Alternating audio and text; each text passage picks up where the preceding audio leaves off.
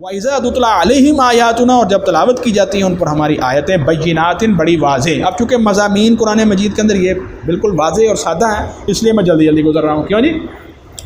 وَإِذَا تُتْلَىٰ عَلَيْهِمْ آيَاتُنَا، اور جب تلاوت کی جاتی ہیں ان پر ہماری آیتیں بَيِّنَاتٍ واضح، قالوا، تو وہ کہتے ہیں مَا هَٰذَا إِلَّا رَجُلٌ، نہیں ہے یہ مگر ایک ایسا آدمی، یعنی نبی کا پاک صلی اللہ علیہ وسلم، يُرِيدُ أَن يَصُدَّكُمْ، جو چاہتا یہ ہے کہ تمہیں روک دے۔ یہ آدمی کیا چاہتا ہے؟ کہ تمہیں روک دے عَمَّا كَانَ يَعْبُدُ آبَاؤُكُمْ، ان معبودوں سے کہ جن کی عبادت کیا کرتے تھے تمہارے باپ دادا۔ یہ محمد الرسول اللہ صلی اللہ علیہ وسلم کی ذات مبارکہ کا اصل میں جو ہے وہ تقاضا کیا ہے تم سے، کہ اپنے آباء و اجداد کی عبادت نہ کرو، ان کے پیچھے نہ لگو۔ وہ کس کے پیچھے لگو؟ اللہ رب العزت کی عبادت کرو اور میری اطاعت کرو۔ یہ اصل میں معاملہ اتنا آسان نہیں ہے ایوب صاحب۔ یہ معاملہ کیا ہے؟ ان کے ذہن میں کیا غلط فہمی ہے کہ اللہ کے رسول صلی اللہ علیہ وآلہ وسلم ہم سے اپنی اطاعت کروانا چاہتے ہیں۔ اور فرعون بھی یہی کہتا تھا کہ موسیٰ علیہ السلام جو بنی اسرائیل کو مجھ سے علیحدہ کرنا چاہتا ہے، اصل میں یہ پورا اپنا گروہ اور جتھا اور جماعت بنا کے مجھ سے حکومت چھیننا چاہتا ہے، مجھ سے حکومت چھیننا چاہتا ہے، یہی الزام لگاتا تھا نا وہ۔ اسی طرح کی بات جو ہے وہ یہ بھی کہتے ہیں، قالو، تو وہ کہتے ہیں ما ھذا الا رجل، نہیں ہے یہ مگر ایک ایسا آدمی، یریدو، جو چاہتا ہے، ان یصدکم، کہ تمہیں روک دے، اما کان یعبد آباؤکم، ان معبودوں سے کہ جن کی عبادت کیا کرتے تھے تمہارے آباء و اجداد، تمہارے باپ دادا جن کی عبادت کیا کرتے تھے، ان سے یہ تمہیں روک دے۔ وقالو، اور وہ کہتے ہیں، ما ھذا، نہیں ہے یہ قرآن، الا افک مفترا، مگر یہ ایک جھوٹ ہے اور گھڑا ہوا ہے۔ دو باتیں، نبی پاک صلی اللہ علیہ وسلم اس کو نعوذ باللہ خود گھڑتے ہیں اور اس جھوٹ کو تمہارے اندر پھیلا دیتے ہیں۔ اللہ تعالیٰ معاف فرمائے۔ وقال الذین کفروا، اور وہ کہا ان لوگوں نے جنہوں نے کفر کیا، للحق، کی حق کے متعلق، لما جا، جب وہ ان کے پاس آیا۔ للحق سے یہاں کیا مراد ہے؟ قرآن مجید۔ للحق سے یہاں کیا مراد ہے؟ خود نبی پاک صلی اللہ علیہ وسلم کی ذات مبارکہ۔ تو کافروں نے جنہوں نے کفر کیا حق کے متعلق، لما جاہم، جب وہ ان کے پاس آیا، ان ھذا الا سحر مبین، نہیں ہے یہ مگر جادو بالکل واضح۔ یہ قرآن مجید اتنی تاثیر رکھتا ہے کہ جو شخص یہ سن لیتا ہے یہ اسی کا گرویدہ ہو جاتا ہے، تو لگتا یہ ہے کہ یہ جادو کے کلمات ہیں، نعوذ باللہ من ذالک۔ وما آتیناہم من کتب یدرسونہا، اور نہیں دیں نہیں دی ہم نے ان عربوں کو کوئی کتابیں، یدرسونہا، کہ وہ انہیں پڑھتے ہوں۔ یعنی نبی پاک صلی اللہ علیہ وسلم کی ذات مبارکہ اس سے پہلے کوئی کتاب پڑھتے تھے؟ نہ یہ پڑھتے تھے، نہ اہل عرب پڑھتے تھے۔ تو بھائی یہ بات یہودیوں کے ہاں اور عیسائیوں کے ہاں تو بالکل معلوم تھی کہ ان کے ہاں تورات بھی آئی ہے، ان کے پاس زبور بھی آئی ہے، ان کے پاس انجیل بھی آئی ہے، اور انبیاء کے صحائف بھی آئے ہیں، ان کے پاس بڑے بڑے علماء ہیں۔ یہ بنو اسماعیل جو ہے ان کے پاس تو کتاب ہی نہیں آئی۔ سمجھ آئی بات؟ ان کے پاس تو اس سے پہلے، اس قرآن مجید سے پہلے تو کوئی کتاب آئی نہیں ہے۔ وما آتیناہم، اور ہم نے ان کو نہیں دی، من کتب، کوئی کتابیں، یدرسونہا، کہ وہ انہیں پڑھتے ہیں، وما ارسلنا الیہم من قبلک من نذیر، اور نہ ہی ہم نے ان کی طرف جو ہے وہ آپ سے پہلے کوئی ڈرانے والا بھیجا ہے۔ یعنی اس کا مطلب یہ ہے کہ یہ نہ یہ اللہ کے رسول کے سے واقف ہیں، نہ یہ اللہ کی کتابوں سے واقف ہے۔ یعنی اللہ تعالیٰ جو ہے وہ یہاں یہ سمجھا رہے ہیں کہ اگر یہ تکذیب کر رہے ہیں تو اس کی ایک بنیادی وجہ یہ ہے کہ یہ اسے عادی نہیں ہے۔ جن قوموں کے ہاں مسلسل اللہ کے رسول آتے ہیں، اللہ کے نبی آتے ہیں، ان کو تو پتہ ہوتا ہے کہ اللہ کے رسول آ رہے ہیں۔ ان کے ہاں کوئی رسول نہیں آیا حضرت اسماعیل علیہ السلام کے بعد، نہ کوئی کتاب آئی، تو یہ اس کے بالکل عادی ہی نہیں ہے۔ ان کے لیے قرآن مجید بھی نئی چیز ہے، اور اللہ کے رسول حضرت محمد الرسول صلی اللہ علیہ وسلم بھی نئی چیز ہے۔ لیکن اتنے گئے گزرے نہیں ہیں، انہیں پتہ ہے کہ یہود کے ہاں جو ہے یہ مسلسل رسول بھی آتے رہے، کتابیں بھی آتی رہیں۔ وما آتیناہم من کتب، اور نہیں دی ہم نے ان عربوں کو کوئی کتابیں، یدرسونہا، کہ وہ انہیں پڑھتے ہوں، وما ارسلنا الیہم، اور نہیں بھیجا ہم نے ان کی طرف قبل کا، آپ صلی اللہ علیہ وسلم سے پہلے، کوئی نذیر، ان کو ڈرانے والا بھی۔ وکذب الذین من قبلہم، اور جھٹلایا ان لوگوں نے جو ان سے پہلے ہوئے، وما بلغوا معشار ما آتیناہم، جبکہ یہ نہیں پہنچے جو کچھ ہم نے پہلوں کو دیا تھا اس کے 10ویں حصے کو۔ معشار حضرت داؤد اور سلیمان علیہ السلام کی سلطنت کے مقابلے میں ان کی کیا حیثیت ہے؟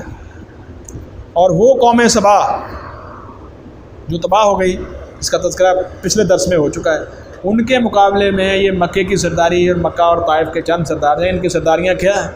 کچھ بھی نہیں۔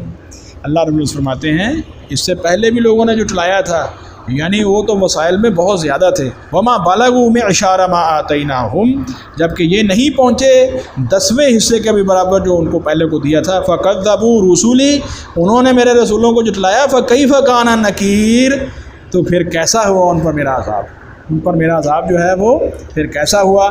یہ تم دیکھ لو وہ اس طرح ان قوموں کا نام و نشان مٹ گیا. تو کیا اہل مکہ تم بچ جاؤ گے؟ قل، آپ کہہ دیجئے صلی اللہ علیہ وسلم. اب یہ دیکھیے اللہ کے رسول صلی اللہ علیہ وسلم کی ان کے لیے کمال خیر خواہی، توجہ رہے ذرا. قل، آپ کہہ دیجئے انما اعظکم بواحدۃ، دیکھو مکے والو، اے مشرکین مکہ، اے پوری انسانیت، میں تمہیں صرف نصیحت کرتا ہوں ایک بات کی. اللہ اکبر، ذرا غور کیجیے، بڑی امپورٹنٹ آیت ہے، اس کو نوٹ کر لیجیے. دین کی دعوت کی اصل بنیاد کیا ہے؟ اصل بنیاد ایک بات کی دعوت دیتا ہوں، کیا؟ لا الہ الا اللہ، لا الہ الا اللہ. اگر یہ بات اتنی آسان ہوتی تو آج دنیا کی اکثریت مسلمان ہوتی. دنیا کی اکثریت مسلمان ہے. اللہ کے بندو، آخرت کا معاملہ کیا ہے ذرا سنیے. چھوٹی سی ایک حدیث مبارکہ بڑی اہم. اللہ تعالیٰ اعلان کریں گے قیامت والے دن کہ جنتیوں کو جہنمیوں سے علیحدہ کرو، جنتیوں کو جہنمیوں سے علیحدہ کر دو. پوچھیں گے فرشتے کس نسبت کے ساتھ، کس طرح؟ اللہ فرمائیں گے 1000 میں سے ایک. ایک، ذرا غور سے سنیے، 1000 میں سے ایک، یعنی 999 نعوذ باللہ، اللہ معاف فرمائے، جہنمی اور ایک جنتی. حضور صلی اللہ علیہ وسلم نے فرمایا یہ ہے وہ دن جس دن پھر جو ہے وہ بچے بھی بوڑھے ہو جائیں گے. جب یہ سنیں گے تو بچے بھی، آج پوری دنیا کے اندر کتنے انسان ہیں سر؟ آج اس وقت ڈاکٹر صاحب پتہ ہے 7 ارب. 1000 میں ایک، 10,000 میں 10,000 میں 10، 100,000 میں، لاکھ میں 100، اور 7 ارب میں کتنے بنیں گے؟ 10، 70 لاکھ. 1 ارب میں 10 لاکھ بنتے ہیں، 7 ارب میں کتنے بنے؟ 1 کروڑ انسان نہیں بنتا. اللہ تعالیٰ ہمارے حال پر رحم فرمائے، ہمارے اوپر خصوصی اللہ تعالیٰ رحم فرمائے، ہمارے ایمان کو اللہ تعالیٰ قبول فرما کے ہمیں جنت والوں میں شامل کر دے اور جہنم سے بچا لے. یہ آخرت کے معاملات ہیں، ان کو اتنا سنجیدہ لینا، اتنا غیر سنجیدہ لینا جو ہے یہ بڑی ہی مشکل چیز ہے. اسی لیے اللہ کے رسول صلی اللہ علیہ وسلم یہاں فرما، دیکھ لیجیے، قل انما اعظکم بواحدۃ، کہہ دیجئے بس میں تو تمہیں نصیحت کرتا ہوں ایک ہی بات کی، اس کی طرف تم آ جاؤ تو سمجھو تمہاری ساری زندگی بدل جائے گی. اور ایک بڑی مشہور حدیث ہے، رسول اللہ صلی اللہ علیہ وسلم کے پاس ایک آدمی آیا، نے کہا یا رسول اللہ مجھے کوئی لمبی چوڑی نصیحت نہ کیجیے، ایسی نصیحت کیجیے کہ مجھے پھر دوبارہ کسی سے پوچھنا ہی نہ پڑے. تو آپ نے کیا نصیحت کی تھی؟ ایک اللہ پر ایمان لیا اور اس کے اوپر ڈٹ جاؤ. اب یہ کہنے کو آسان بات ہے، استقامت، جیسے جیسے اللہ تعالیٰ کا حکم آئے گا وہ مانتے جائیں گے، جس سے منع کرے گا اس سے رک جائیں گے. یہ ہے استقامت. اللہ تعالیٰ ہمیں توفیق عطا فرمائے. قل انما اعظکم بواحدۃ، آپ کہہ دیجئے بس میں تمہیں نصیحت کرتا ہوں ایک بات کی. اور آگے دیکھیے، ان تقوموا، یہ کہ تم کھڑے ہو جاؤ، للہ، اللہ کے لیے. تو بھائی اللہ کے لیے سوچو، مثنا، 2 ہو جاؤ، وفرادا، اور ایک ایک، ثم تتفکروا، پھر تم غور کرو. یہ بالکل انسان جو ہے وہ سمجھیے نصیحت کی حد ہے. طاہر بھائی یہ کیا ہے؟ نصیحت کی حد. یہ نصیحت کی حد ہے. نصیحت کی حد ہے کہ کسی کو کہنا کہ بھائی اجتماعی طور پر تو دیکھو، ایک بات ذہن میں رکھو، بہت سارے لوگ ہیں، بڑا لمبا چوڑا مجمع ہے، تقریر ہو رہی ہے، ٹھیک ہے، اس پہ واہ واہ بھی ہو رہی ہے، اچھی باتوں کے اوپر شاباش بھی مل رہی ہے، اور یہ ہو رہا ہے، اس میں سوچنے کا موقع کم ہوتا ہے. یہاں اللہ کے رسول صلی اللہ علیہ وسلم کی زبان مبارک سے یہ اعلان کروایا جا رہا ہے کہ تم کھڑے ہو جاؤ. یعنی کیا مطلب ہے کہ اللہ کے لیے 2 ہو جاؤ، ایک ایک ہو جاؤ، اور اس کے اوپر غور کرو. ثم تتفکروا، آخرت کا معاملہ اتنا آسان نہیں ہے. ثم تتفکروا، پھر تم غور کرو، ما بصاحبکم من جنۃ، تمہارے ساتھی پیغمبر میں کوئی دیوانگی نہیں ہے. تم یہ کہتے ہو کہ اللہ کے رسول صلی اللہ علیہ وسلم کے اندر جو ہے وہ یہ جنون طاری ہے، ان کو ہر وقت عذاب ہی عذاب نظر آتا ہے اور عذاب کی باتیں کرتے ہیں۔ فرمایا نہیں، یہ تم ایک ایک بیٹھ، دو بندے بیٹھ کے، ایک ایک بندے بیٹھ کے، اگر تمہیں جو ہے وہ بڑے اجتماعی طور پر بات سمجھ نہیں آتی تو ایک ایک دو کر کے میرے پاس آؤ اور غور کرو، اور پھر دیکھو ماں بھی صاحبکم من جنت، نہیں ہے تمہارے ساتھی پیغمبر میں کوئی دیوانگی، ان ہوا الا نذیر لکم، نہیں ہے وہ مگر ڈرانے والا تمہیں، بین یدی عذاب شدید، ایک ایسے سخت عذاب کی جو تمہارے سامنے کھڑا ہے۔ اور آپ کو پتہ ہے پیر صاحب یہ بے رخی کیا ہے؟ درس میں یہ کیسی بے رخی ہے؟ اب مجھے جو ہے وہ درس کے دوران کوئی شعر سنانا پڑے گا؟ اللہ اکبر۔ اور پیروں کی بے رخی تو کسی بھی صورت پہ جو ہے وہ قابل قبول نہیں ہے جناب۔ اچھا جی، یہ اللہ کے رسول صلی اللہ علیہ وسلم نے، آپ کو یاد ہے صفا پہاڑی کے اوپر جب آپ کھڑے ہوئے، صفا پہاڑی کے اوپر آپ نے سب کو جب بلا لیا تو یہی آیت مبارکہ انی نذیر لکم بین یدی عذاب، ہاں بخاری عذاب شدید، بخاری شریف کے الفاظ کیا ہیں؟ میں بھائی تمہارے سامنے ایک بڑا شدید عذاب کھڑا ہے، اس کو ڈرانے، اس سے آگاہ کرنے کے لیے آیا ہوں۔ اسی کے اوپر تو نعوذ باللہ وہ ابو لہب نے جو ہے وہ بری باتیں کی تھی، اور صورت جو ہے وہ تبت یدا ابی لہب نازل ہو، یہی آیت مبارکہ تھی اللہ۔ تو یہ دیکھیے کتنی پیاری آیت ہے، اس کو ذرا پھر سنیے۔ آپ اعلان کر دیجئے محمد صلی اللہ علیہ وسلم، میں تمہیں نصیحت کرتا ہوں ایک ہی بات کی، اور وہ کیا ہے؟ کلمہ توحید لا الہ الا اللہ۔ اور دوسری بات میں کیا کہہ رہا ہوں کہ تم اللہ کے لیے جو ہے وہ کچھ کھڑے ہو جاؤ، یعنی کیا مطلب ہے؟ غور کرو، سوچو، دو ہو کے، ایک ایک ہو کے، کیا نبی صلی اللہ علیہ وسلم کے اندر کوئی دیوانگی اور جنون تم نے پہلے دیکھا تھا جو اب تمہیں نظر آنا شروع ہو گیا ہے؟ ان ہوا الا نذیر لکم، نہیں ہے وہ مگر ڈرانے والا تمہیں، بین یدی عذاب شدید، ایک سخت عذاب کے آنے سے پہلے۔ قل ما سألتکم من اجر، دوسری یہی ہوتا ہے نا، آدمی کہتا ہے کہ یار یہ ہمارے اوپر بوجھ بنا ہوا ہے، ہمیں اس کے اخراجات اٹھانے پڑتے ہیں، اس کی معاشی ذمہ داریاں ہمارے اوپر ہیں۔ تو اللہ کے رسول صلی اللہ علیہ وسلم نے فرمایا دیکھیے، قل آپ کہہ دیجئے، ما سألتکم، جو بھی میں نے تم سے مانگی ہو، من اجر، کوئی اجرت، فہو لکم، وہ تو تمہارے لیے ہی ہے، میں نے تم سے تو کوئی اجرت نہیں مانگی۔ یہ دیکھیے الفاظ، ایک جگہ پر آپ نے یہ فرمایا میرا اجر جو ہے وہ کس کے پاس ہے؟ ان اجریہ الا علی اللہ، میرا اجر تو اللہ تعالیٰ کے پاس ہے۔ کیا مطلب؟ اس کا مطلب یہ ہے کہ میں نے تم سے کوئی اجرت نہیں مانگی، میری طرف سے اجرت یہی ہے، وہ تمہارا فائدہ ہے۔ تم تو مجھے کچھ نہیں دے رہے، لیکن میں تمہیں پھر بھی دے رہا ہوں۔ ایک معنی یہ کیا گیا ہے، دوسرا معنی یہ کیا گیا ہے، تیسرا معنی یہ کیا گیا ہے، تو کم از کم اور کچھ نہیں تو میرے اور اپنے درمیان کسی تعلق اور رشتہ داری کا خیال رکھ لو۔ قل ما سألتکم، کہہ دیجئے جو بھی میں نے تم سے مانگی ہو، من اجر، کو اجرت، فہو لکم، وہ تمہارے ہی لیے ہے۔ یعنی کیا مطلب ہے کہ میرے لیے کوئی جو ہے وہ تمہارے اوپر بوجھ نہیں ہے، میں نے یہ نہیں کہتا کہ میرا بوجھ برداشت کرو، بلکہ سارا فائدہ اور خیر تمہاری ہی ہے۔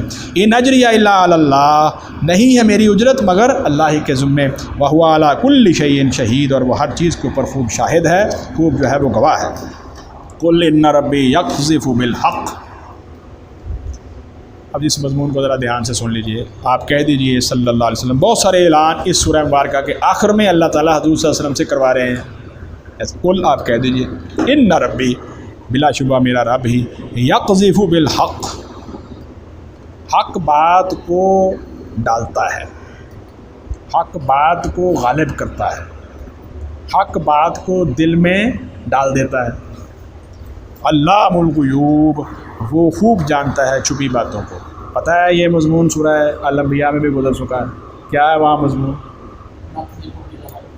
علی الباطل فیدمغہ، یہ اللہ کی سنت ہے، تم مانو یا نہ مانو، یہ اللہ تعالیٰ کی سنت ہے کہ اللہ تعالیٰ حق کو باطل پر غالب کرتے ہیں، حق کو باطل پہ مارتے ہیں اور باطل کا بھیجا نکال دیتے ہیں۔ اس لیے اب بھی ایسا ہی ہوگا، اے مکے والوں، اب بھی ایسا ہی ہوگا۔ اور اس کا اعلان پھر نبی صلی اللہ علیہ وسلم نے کہاں کیا تھا؟ سورہ بنی اسرائیل میں، قل جاء الحق وزہق الباطل ان الباطل کان زہوقا۔ اسی کی طرف یہ آیت مبارکہ کے اندر پہلے ایک حصے کے اندر بات کر کے پھر چھوڑ دیا گیا ہے کہ نتیجہ تم خود نکالو۔ قل آپ کہہ دیجئے ان ربی یقذف بالحق، اللہ تعالیٰ جو ہے وہ حق بات کو غالب کرتا ہے، اس کو دل کے اندر جو ہے وہ جما دیتا ہے اور باطل بھاگ جاتا ہے۔ علام الغیوب، وہ چھپی باتوں کو خوب جاننے والا ہے۔ آگے چلیے، قل جاء الحق، اور کہہ دیجئے حق تو آ گیا ہے۔ یہ ایک حصہ ہے اس آیت مبارکہ کا۔ اگلا حصہ کیا ہے؟ وما یبدئ الباطل وما یعید، باطل نہ پہلی دفعہ کچھ کر سکتا ہے نہ دوبارہ ہی کچھ کر سکے گا۔ اس کائنات کی حقیقت یہ ہے کہ اللہ رب العزت ہی اس کو وحدہ لا شریک پیدا کرنے والے ہیں، اور وہی وحدہ لا شریک دوبارہ پیدا کر کے لوگوں کا امتحان لے گے۔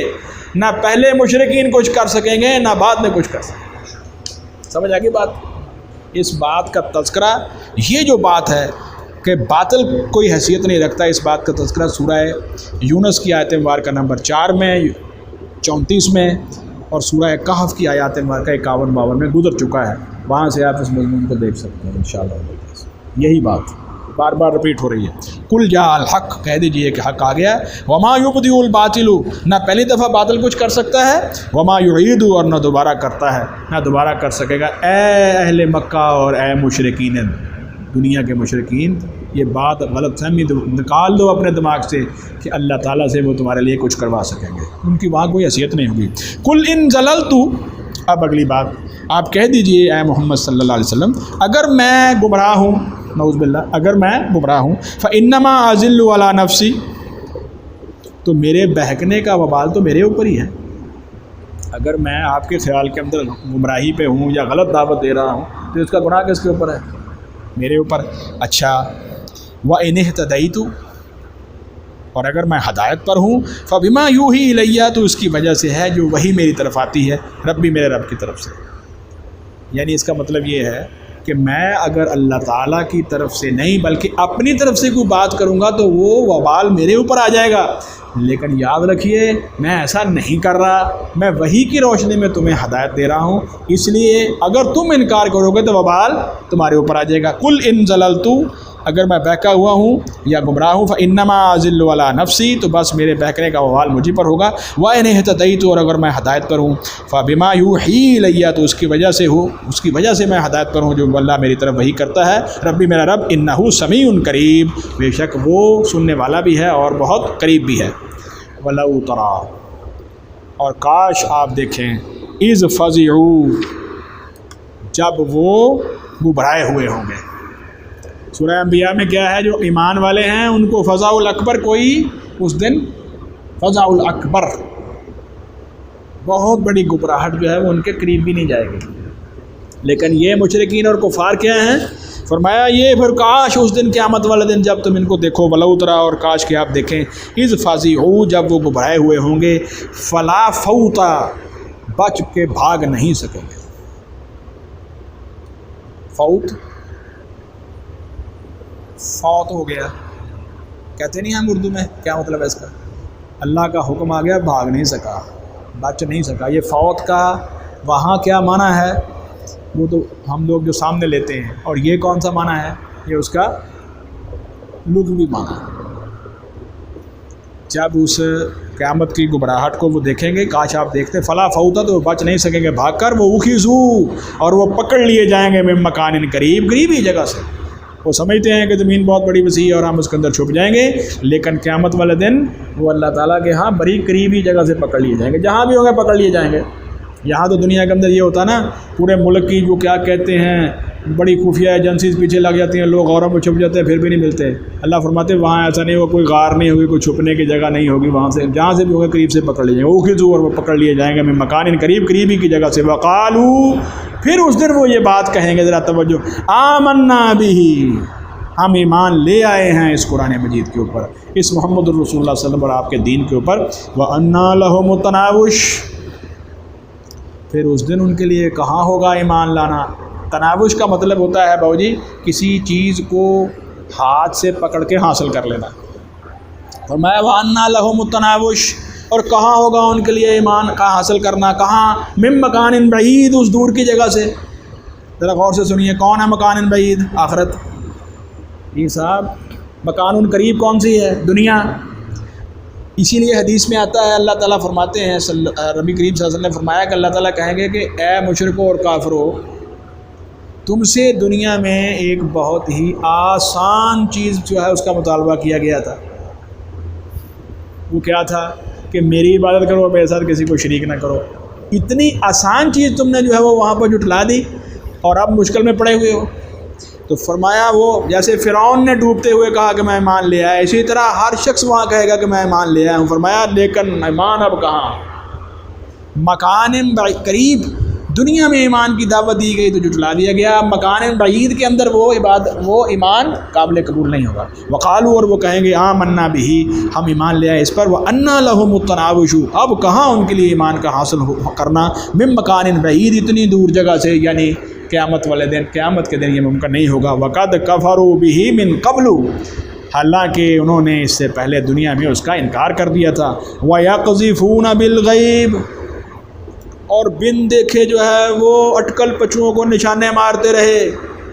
قذف کا مطلب ہے کسی کو ایسے پتھر مارنا، قذفہ کا مطلب کیا ہے، یہاں کیا مطلب ہے، اندازے لگانا، اٹکل پچو، قیاس آرائیاں، اچھا ہوگا قیامت آئے گی نہیں آئے گی تو پتہ نہیں ہوگی، پتہ نہیں آئے گی کہ نہیں آئے گی، اس طرح کے اٹکل پچو دنیا کے اندر چلاتے رہے، اور بڑے مدبر اور فلسفی بنے ہوئے تھے۔ اب بھی دیکھو، اب بھی بڑے بڑے ہوں گے، بڑی بڑی کتابیں لکھیں گے، بڑے بڑے جناب آ کے دعوے کریں گے کہ ہم یونیورسٹیوں کے پڑھے ہوئے ہیں، لیکن اندر سے بالکل خالی، اللہ معاف فرمائے۔ اور فرمایا وَقَدْ كَفَرُوا بِهِ مِن قَبْلُ، حالانکہ تحقیق انہوں نے انکار کیا تھا اس کے سے پہلے دنیا میں۔ وَيَقْذِفُونَ بِالْغَيْبِ، اور وہ مارتے رہے، پھینکتے رہے بن دیکھے نشانے پر، یعنی اندھا دودھ، قیاس آرائیاں اور اٹکل پچیوں کے اوپر لگے رہے، لیکن اس یقینی بات کو نہیں مانا۔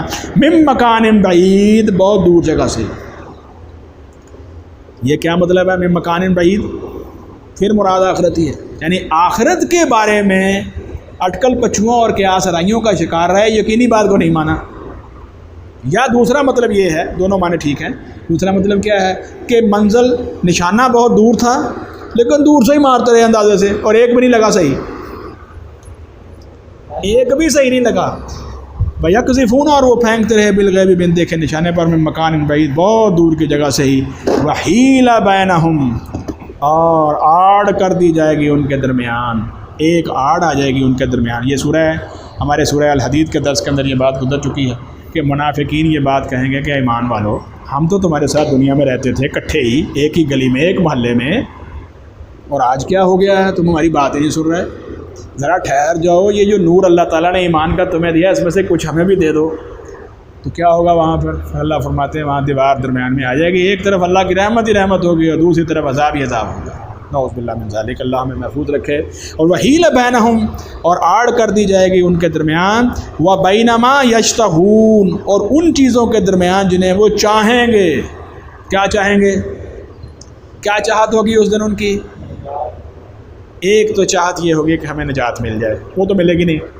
دوسری چاہت کیا ہوگی کہ کاش ہمیں اللہ تعالیٰ دنیا میں دوبارہ بھیج دیں اور ہم ایمان قبول کر کے پھر واپس آئیں۔ فرمایا اب نہیں ہوگا یہ، اللہ تعالیٰ معاف فرمائے۔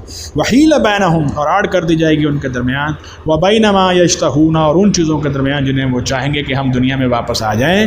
کما فعل باشیاءہم من قبل، ذرا مشکل آیت ہے، جیسے کہ کیا گیا اس سے پہلے ان جیسے ہی لوگوں کے ساتھ، یعنی جس طرح پہلے کفار اور مشرکین موت کے وقت یہ خواہش کرتے رہے کہ کاش اللہ تعالیٰ ہمیں مہلت دے دے اور ایمان لے آئیں، اور جیسے فرعون کہتا رہا اور جیسے بڑے بڑے تکبر کرنے والے کہتے رہے، اللہ فرماتے ہیں ان کے ساتھ بھی اسی طرح ہی ہوگا، یہ پھر اس کو ایمان کو حاصل نہیں کر سکیں گے۔ وحیل بینہم، اور آڑ کر دی جائے گی ان کے درمیان، وہ بینما یشتہون، اور ان چیزوں کے درمیان جنہیں وہ چاہیں گے کہ دنیا میں ہم آ جائیں اور ہمیں نجات مل جائے، ہم ایمان لیں اور ہمیں نجات مل جائے۔ کیسے؟ کما فعل، جیسے کیا گیا باشیاءہم، ان جیسے لوگوں، ان جیسے ذہن والے لوگوں کے ساتھ، یا ان جیسے کام کرنے والوں کے ساتھ، من قبل، اس سے پہلے۔ اصل بیماری ان کی کیا تھی؟ یہ سورہ مبارکہ ختم ہو رہی، نوٹ کرنا، میں نے کہا تھا ایک ہے چٹا ننگا کفر، ایک ہے لوگوں کا شک میں پڑنا۔ شک بھی کفر کی بہت بری شکل ہے۔ دیکھیے آخری آیت وہی آگئی، انہم کانوا فی شک مریب، اصل وجہ یہ تھی کہ دنیا کی زندگی میں یہ یقین پر آئے ہی نہیں ہے، شک میں مبتلا رہے ہیں، اور اب جب یقینی بات سامنے آئی ہے تو اب کہتے ہیں ہم ایمان لے آئے۔ یہ ایمان قابل قبول نہیں ہے۔ انہم کانوا، جرم کیا تھا ان کا؟ بلا شبہ وہ تھے فی شکن، ایک ایسے شک میں، مریبن، جو بے چین رکھنے والا تھا، جو مضطرب کرنے والا تھا، جس شک نے ان کو یقین کے اوپر کھڑا نہیں کیا، اور نتیجہ یہ نکلا کہ یہ کافر رہے اور کفر پر ہی مرے ہیں، اور اب ان کے لیے جو ہے وہ ایمان نہیں ہے۔ اللہ تعالیٰ ہمیں محفوظ رکھے، اللہ تعالیٰ ایمان کی دولت سے ہمیں نوازے۔ یہ سورہ مبارکہ ختم ہوتی ہے۔ انشاءاللہ العزیز سورہ فاطر کے اندر میں ایک بات کرنے کے بعد توجہ کیجئے، پھر ختم کرتا ہوں درس کو۔ نمبر 1، اس سورہ مبارکہ کے اندر شکر کے لیے ایمان کی دعوت، اور اگلی سورہ مبارکہ کے اندر سورہ فاطر کے اندر شکر کے لیے عمل کی دعوت، کہ ایمان اب تم لے آئے ہو، اب تم کون کون سے عمل کرو گے کہ تمہارے شکر میں اضافہ ہوگا۔ یہ اگلی سورہ مبارکہ کے مضامین ہوں گے۔ اللہ رب العزت نے قرآن مجید سمجھنے اس پر عمل کی توفیق عطا فرمائے۔ سبحانک اللہم و بحمدک، نشہد ان لا الہ الا انت، نستغفرک و نتوب الیک، وصلی اللہ تعالی علی خیر خلقہ محمد وعلی آلہ وصحبہ اجمعین، والسلام علیکم ورحمۃ اللہ وبرکاتہ۔